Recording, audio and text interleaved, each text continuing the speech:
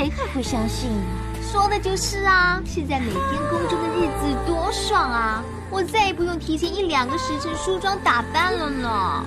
哎呦，你要不说，我还真没有看出来，你的真面目原来长这样啊！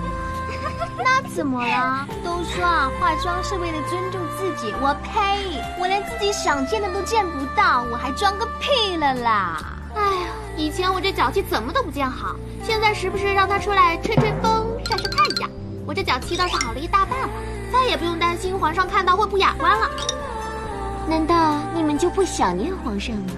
想，怎么不想？可是，一想到啊，现在每天自由散漫又舒坦的生活，对他的想念呢，就减少了1/3。娘娘，娘娘，那边传来消息，说皇上已经到了城门口，很快就要到皇宫了。赶快梳妆，赶快打扮。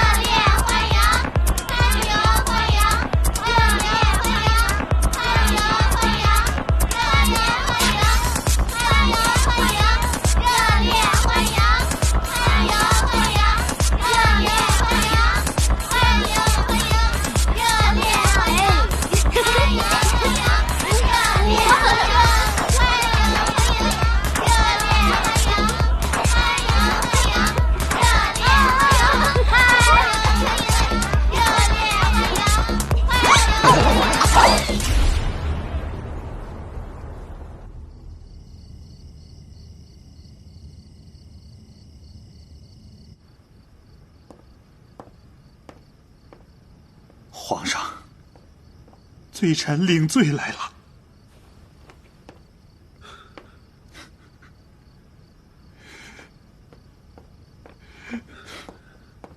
杨将军，快请起。皇上，杨将军这么晚来此，可是有什么事？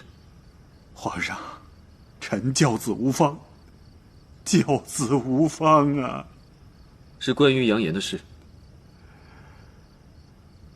皇上，臣刚刚收到我那逆子杨言的家书，家书上说，他和九王在一起，正逃往关外。我那逆子从小脑袋瓜就不好使，他现在和九王估计正在圣都周边。臣现在就带兵把他抓回来。不必了。啊，皇上，您另有谋划？该如何处置九王和杨言，这也不是没有想过，只是还没有想好。皇上，您有何疑虑？九王和杨言现在还未归案，若是他们被抓到了，朝中大臣一定会上书，要求将他们处死。可是皇祖母年岁已大，再加上杨将军你，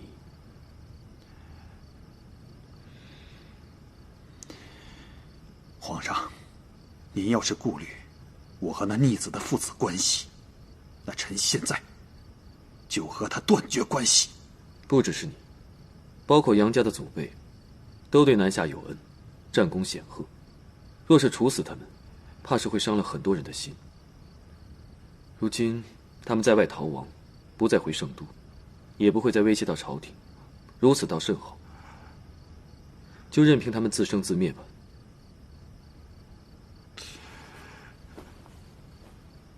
皇上，您宅心仁厚，臣谨记于心。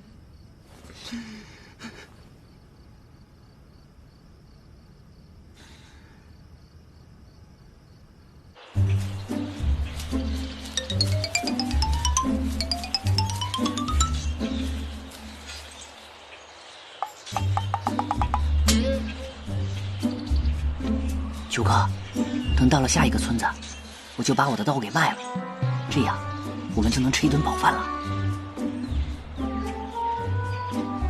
我想好了。怎么了？我想好了，我们不能再如此下去了。这种东躲西藏、浑身发臭、风餐露宿的日子，我早就已经忍受够了。九哥，等到了关外，我谋个生计，就不会这样苦了。现在是苦了点儿，你再忍忍。谣言，哎，你听我的，作为一个男人，根本没必要这样。你是锦衣玉食的大将军之子啊，本来有大好的前程在前面等着你，你现在却跟着我过这种不人不鬼的日子，是我害了你。九哥，不必多说了，都是我自愿的。我已经想清楚了，我决定回去认罪。什么？你别想不开呀！你回去，七圣能饶了你吗？你忘记了吗？他要惩罚姜氏那个撕腿的刑罚了吗？用我一人的性命，换你们所有人下半辈子和我自己的坦荡，我觉得值了。九哥，我懂了，我陪你去。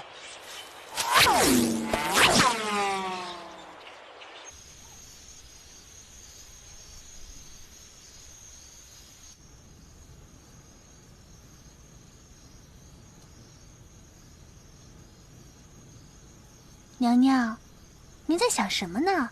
这么入神。我一想到九王，心里就不是滋味。娘娘，您不会还是对他……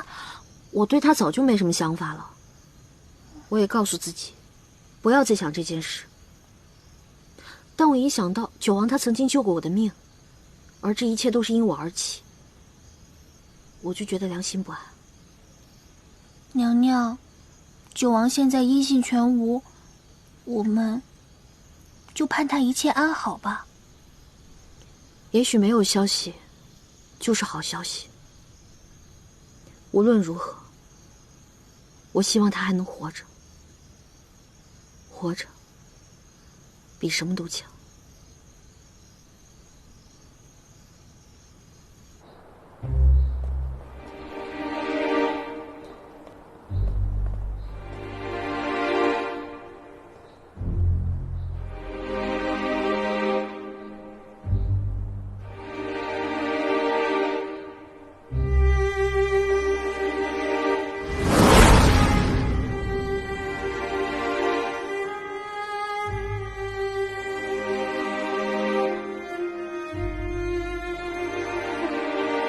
跪下！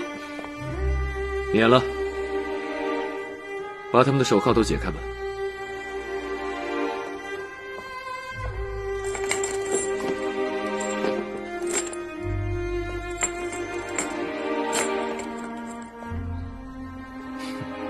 做了这么多面子功夫有什么用？你倒不如一道圣旨把我给判死，反倒不难。你以为朕不想吗？老九，真没想到你一错再错，最终还是走上了一条不归路。我和你已经无话可说了，所有的事情都是我一个人设计的，别人毫不知情，他们全都被我给骗了。至于皇后娘娘，是我蓄意挑拨你们之间的关系，但是她对你忠心不二，毫无动摇。总之，一切都是我一个人的过错。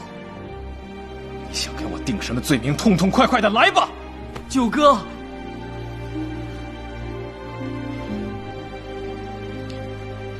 他们都压下去。是。走。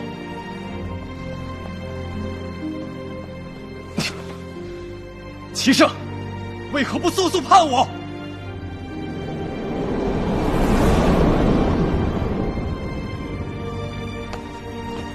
走，走。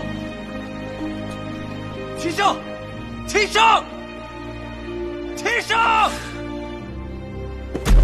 皇上，皇上，太医，太医，皇上！他们两个回来自首了。